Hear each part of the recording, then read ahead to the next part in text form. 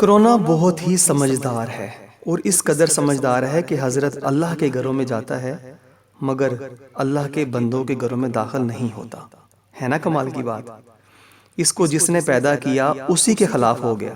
مگر رکیے، یہاں ایک بات سمجھنے کی بہت اشد ضرورت ہے۔ یہ وائرس جو بندوں کو اللہ کے گھروں سے جانے سے روکتا ہے، اس نے تعلیم کہاں سے حاصل کی؟ اس نے کہاں سے یہ سیکھا؟ اس کو کس نے عقل مند بنایا؟ اس نے کہاں سے تعلیم حاصل کی؟ اس کی وضاحت کن سے ملتی جلتی ہے؟ اس کی سوچ اور فکر کو کس نے تیار کیا؟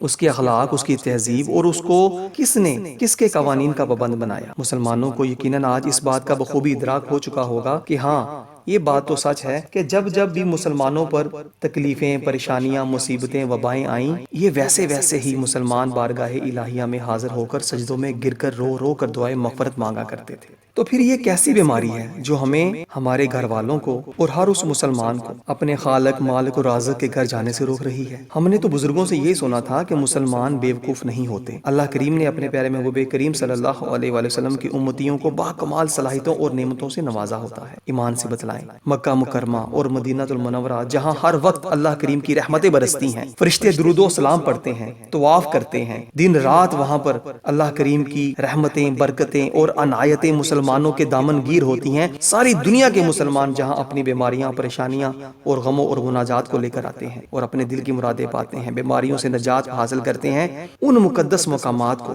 جب مسلمانوں کے لیے ہی بند کر دیا جائے گا اور بند کرنے والے بھی مسلمانی ہوں گے تو پھر غور تو کرنا پڑے گا، سوچنا تو پڑے گا کہ کیا یہ ہمارے اللہ کریم سے ہم سے ناراضگی کا سائن ہے یا رضا کا؟ پیارے نبی صلی اللہ علیہ وآلہ وسلم کی خوشنودی کا سامان ہے یا ناراضگی کا؟ غور کیجئے، اب خود غور کیجئے۔ بے شک ہر مسلمان جس کرب سے آج گزر رہا ہے وہ اس معاملے کی حساسیت کو خوب جانتا ہے۔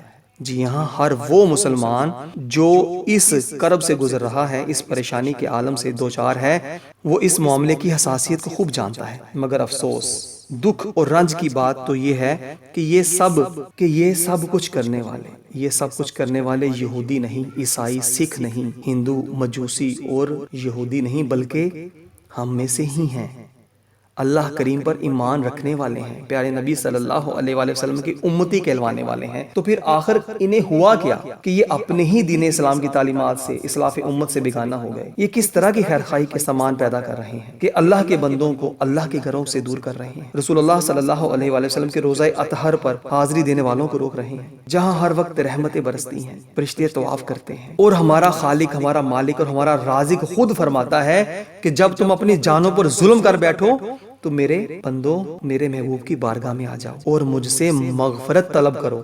مگر افسوس، آج ہم احکام الہیہ سے کھلم کھلا بغاوت کر رہے ہیں۔ تو آخر کیوں؟ ہمیں اس حد تک کس نے پہنچایا؟ ہمارے رخ کون موڑ رہا ہے؟ ہمارے نظریات، ہماری ترجیحات، ہمارے اخلاق، کردار، افکار، خیالات اور وضاحت کو کس نے بدل کر رکھ دیا؟ یہ ایک سوالیہ نشان ہے جو دور حاضر کے مسلمانوں کے سامنے سینہ تان کر کھڑا ہے اور چیخ کر یہ بتلا رہا ہے کہ اے مسلمان، تجھے آج اس جانور کی تعلیم نے یہاں پہنچایا ہے جس کو تو اور تیری اولاد سکول و کالج سے حاصل کر رہی ہے۔ تیرا مالک، تیرا رازق اور تیرا خالق تو کافروں کو جانوروں سے بھی بدتر فرماتا ہے، اور تو آج خود بھی اس بات کو بخوبی جان چکا ہے کہ جانوروں سے بدتر لوگ جو اپنی ماں، بہن اور بیوی اور بیٹی کے ساتھ بدکاری کرتے ہیں، اس بدکاری اور کالک کو محفوظ کرتے ہیں اور محفوظ کر کے پوری دنیا کو دکھاتے ہیں، ایسے جانوروں سے بدتر لوگوں کی تعلیم جب تم اور تیری نسلیں لیں گی تو پھر ان میں جانوروں کی سی ہی خصلتیں پیدا ہوں گی نا۔ بے حیائی وہ عام کریں گے، فحاشی کے دل دادا وہ ہوں گے، درندے وہ بن جائیں گے، اس قدر کہ 5 سال کی بچی بھی ان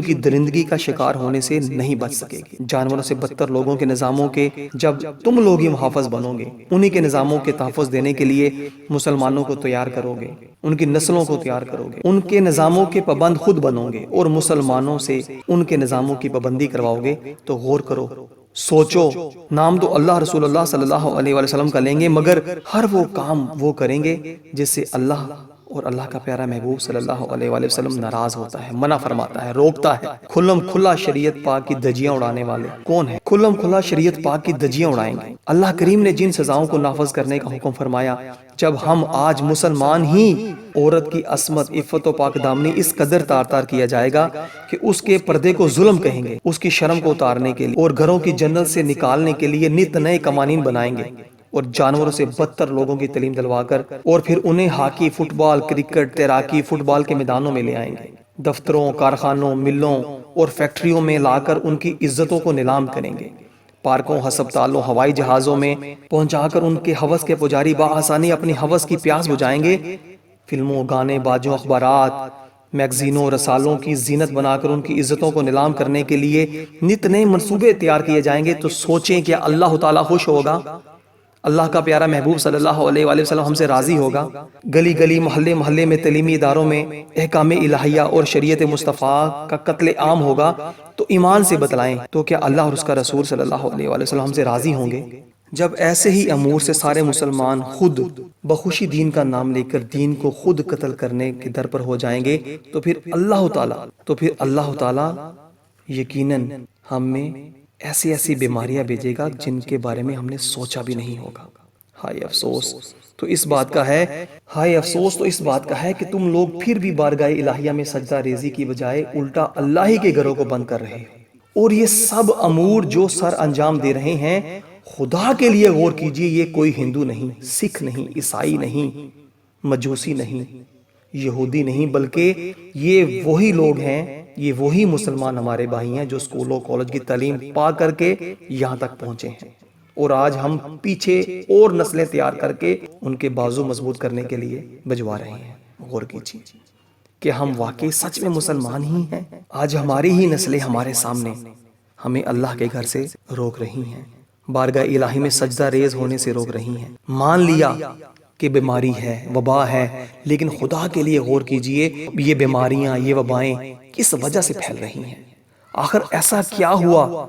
کیا گناہ ہم سے ہو گیا؟ کیا خطائیں ہم سے ہو گئیں؟ کون سے ایسے عوامل میں ہم لوگ آج گرفتار ہو گئے کہ ہماری نسلیں، ہماری بربادیاں، ہماری تباہیاں، کافروں کے تسلط آج ہم پر مسلط کر دیے گئے؟ خدا کے لیے غور کیجئے، کافروں کے نظام کے ہم محافظ، سینما، گانے، فلمیں، باجے، ڈرامے، ہر وہ برائی آج ہمارے گھر کے اندر پنپ رہی ہیں جسے اللہ اور اللہ کے پیارے نبی نے منع فرمایا۔ خدا کی قسم اگر یہی حال رہا تو کورونا تو کیا اس سے بھی زیادہ خطرناک بیماریاں عام ہوں گی، اور وہ بیماریاں عام ہوں گی جنہیں ہم جانتے تک نہ ہوں گے۔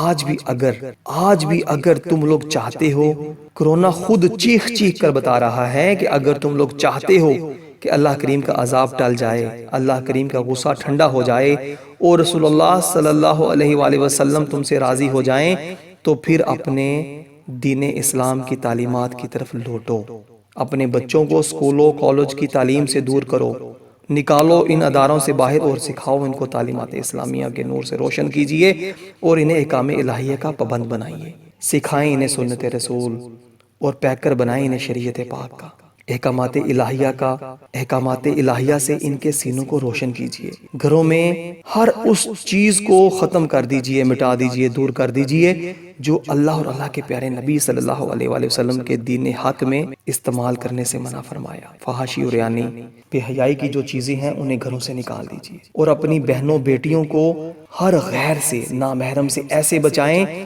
جیسے سانپ اور بچھو سے خود کو بچاتے ہیں۔ گھروں سے ہر اس شے کو نکال دیجئے جو شریعت پاک کی دشمن ہے، یہ فلمیں، یہ گانے، یہ باجے، یہ بے حیائی، یہ اوریانی، یہ فحاشی کے تمام پھاٹک بند کر دیجئے۔ اللہ تعالیٰ کی بارگاہ میں گر گرا کر اللہ کے حضور اپنے گناہوں کی معافی مانگیں۔